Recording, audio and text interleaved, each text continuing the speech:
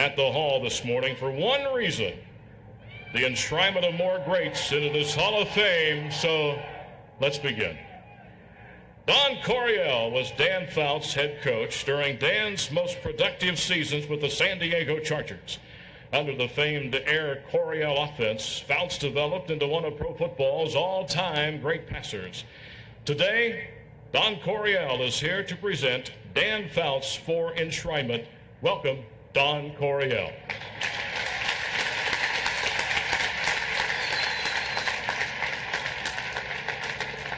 Thank you, inductees, and ladies and gentlemen. It's been very rewarding and very exciting for me to be one of Dan's coaches, and to be able to present him to the Hall of Fame makes me extremely proud. Now, to many people, Dan is a legend. The fans remember him, I know, as an inspirational leader and, of course, as a fearless competitor. He was that tall, feisty, bearded quarterback who had fire in his eye, and the fans remember, of course, the way he walked to the line of scrimmage, the way he looked over the defense, and the way he called the signals. His opponents remember him because of his quick drop and the way he set and threw the ball without hesitation. He could see the whole field and find the receiver quickly. Dan would stay in the pocket till the last second and take a hit without flinching. To win, opponents had to defend Dan very well, or else, like many of them did, score a lot of points. His receivers knew if they got open, they'd get the ball.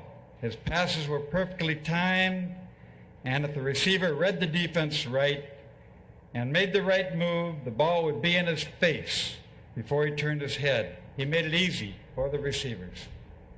Dan had a special love for his offensive linemen. They were his buddies. He had a way of exciting these big guys, and they all loved him. They were a close-knit group, and they were good. They were a very good team, and Dan was one of them. By the way, 3 of them are here today. Now, we coaches knew that Dan was extremely bright and very skilled, and if we let him do the things that he did best, that we'd have a good chance to win. Our defense knew that if they were tired, they better sit down and get a drink of water fast, because Dan could score in a hurry and they'd be back on the field. Dan was in charge. He instilled confidence. In the huddle, he did all the talking except once. At the start of a series, Dan said, "Give me 10 good plays and we'll score." His good friend, Big Ed White, groaned and said, "Hey, Dan, I'm hurting. Let's make it 8. And old Dan, he's ready to compensate. He said, "Well, okay for you, Ed. We'll score in 8. When Dan was too beat up to play, we had to force him to the sidelines. He never pampered himself. He never saved himself for the next game. Winning the game he was playing was the only important thing. I remember a sinking feeling I used to get inside of me when I'd see him during the week with ice packs on both elbows, both shoulders, and both ankles usually. He even walked like a robot. He wasn't able to practice because he was injured so badly at times. Pre-game warm-ups, he would have an angry look in his face. I knew he didn't want me to ask him if he was okay. But I watched him, and as he got more excited, he became more feisty and even more nasty and very, very short-tempered. That was a very, very good sign, and I was relieved. I knew he was able to play. He started 171 out of 178 games, and many of these games he was injured, but he still played that ball game. He didn't have to play. He was so courageous, and he was so tough, and he was so loyal to his teammates and the team that he would make any personal sacrifice to win. Dan does not fit into any mold. He will never be duplicated.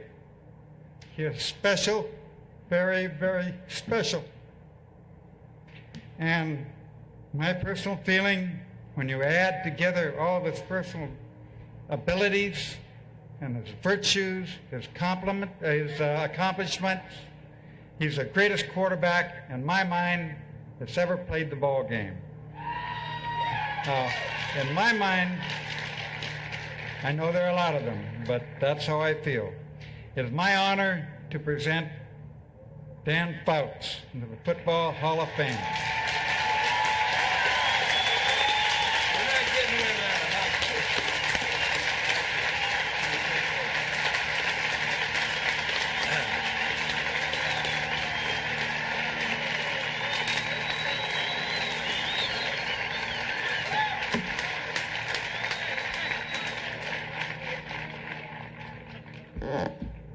Thank you, Coach.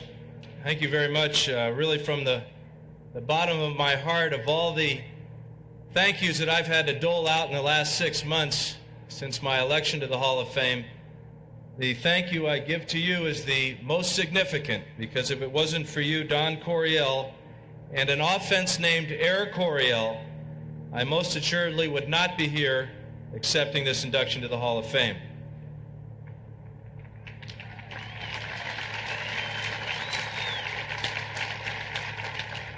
You know, since retiring from the NFL 5 years ago and going into broadcasting, I want to do something now that I haven't been able to do that you see all players doing all the time on the sidelines, and that's what I just want to say. Hi, Mom. Hi, Dad. Hi, Nick and Susie. And hi, Jerry. This is obviously a great day in my life and in the lives of my family and friends. And I want to thank all of you who have flown here all the way from the West Coast for being here. I know how difficult and expensive it is to break up your summer vacation, and I certainly and sincerely appreciate you all being here. Whereas this is a great honor and a thrill to be here, this is also a very difficult speech to give. It's hard because there are no rules, there are no guidelines. The only thing they tell you is that you have 8 minutes. And then they turn a little red light on, and then you're supposed to get off. Well, there's the red light. I think I'm going to give it to the coach, and when there's 2 minutes to go, he'll turn it on. Because, like many of you, I've watched these ceremonies on TV, and some of these speeches have been very good. Some of them have been bad. Some of them have been moving and inspirational, and some of them have just laid there. Some have been funny and witty, some political, and others rather inane. And didn't you love it when Terry Bradshaw stood up here and pretended to get under center? He wanted one more chance. And what about the time Earl Campbell stood here and said, quoting Willie Nelson, "Who'll buy my memories?" Well, like you, Earl, and like you, Terry, my memories are not for sale. But I wouldn't mind having a shot at some of that money the owners are throwing around.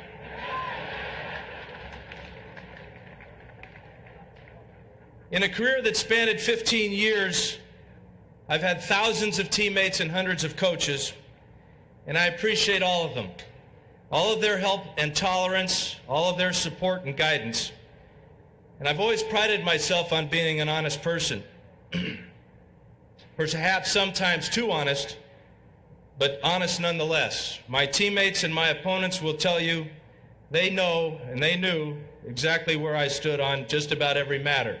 Whether it was a crucial 3rd and long and 4th down, or discussing a referee's mark, or sitting around debating the Players Association, or who was going to buy the next round of beers, my teammates always knew exactly where I stood. I always made my honest feelings known. So it is with that in mind that I stand before you today on the steps of the Hall of Fame and tell you that without a doubt, I'm the luckiest man in the world.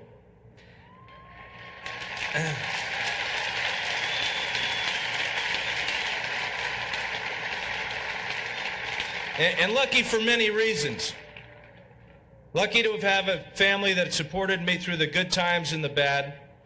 A mother and father who, when I went to them when I was 11 years old and asked permission to play football, they both told me I had to play quarterback or I couldn't play at all. Now, Coach, that should tell you the shape of my body when I was 11. I was lucky to have brothers Bob and John to play catch with, sisters Patty and Nancy to talk to. Their love and caring saw me through. Their and their family's 100% attendance today illustrates just how special the Fouts family is. You know, I've been lucky to have played my entire career in one city, San Diego, 15 years, same team, and I played with the greatest quarterback that ever played the game, Johnny Unitas.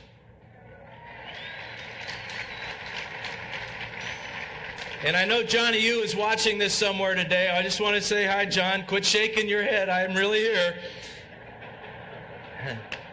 Because I know John Unitas. And Dan Fouts is no John Unitas. I'm lucky to have played for a coach that could cut through all that coach speak and lay it out in the simplest of terms. You'd come over the sidelines in that crucial timeout late in the game, and the other assistant coaches would be saying, well, you got to read the defense, throw to X to Z, try to get it in this seam. If not, then you dump it off to the halfback, and da-da-da-da-da-da-da-da. And he'd grab me, and he'd shake me, and he'd say, damn it, just throw it to JJ.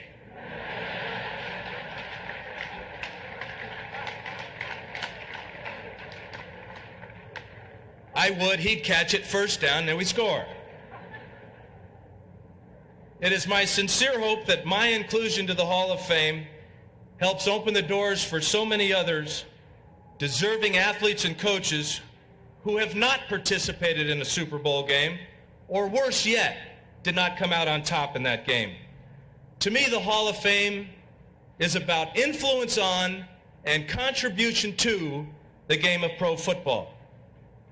I was lucky enough to play for and with such worthy individuals. There's no coach that has had as big an influence on the way offensive football is played today as has Don Coryell.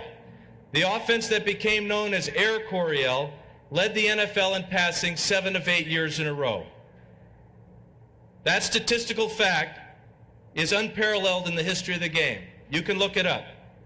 And all you have to do is to tune into CBS any Sunday, and you'll see multiple formations, substitutions, shifting, flexing, men in motion, and a bombs-away attitude that Don Coryell made a routine part of the greatest passing offense in the history of football.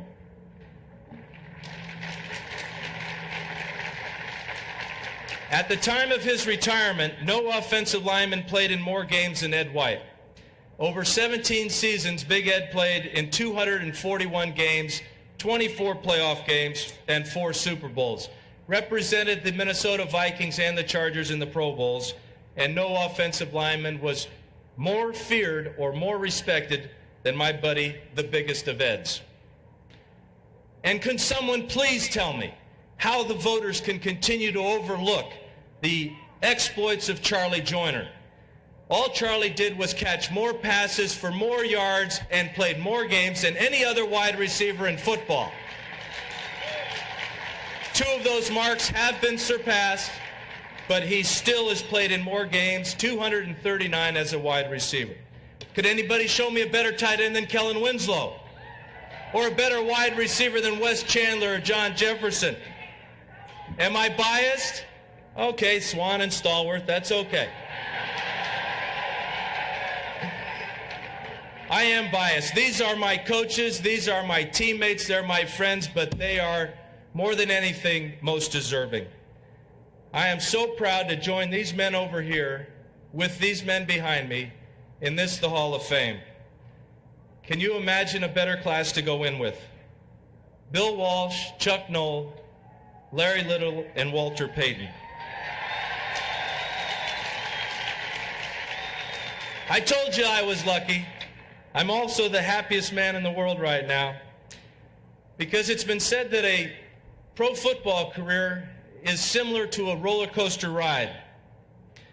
I've gone from a pro prospect to a 3rd round selection to a rookie quarterback to a fledgling quarterback to a struggling quarterback to a promising signal caller to all pro almost to All-Pro, to Player of the Year, to potential Hall of Famer, to aging superstar,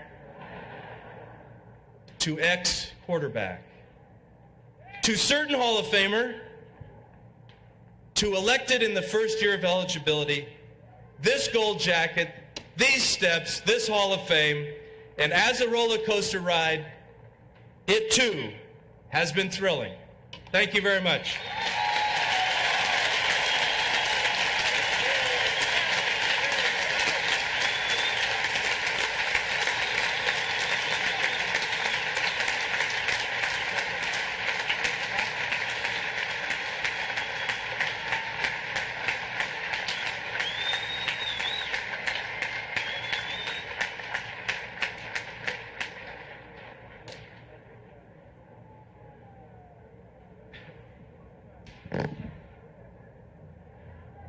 Don Shula.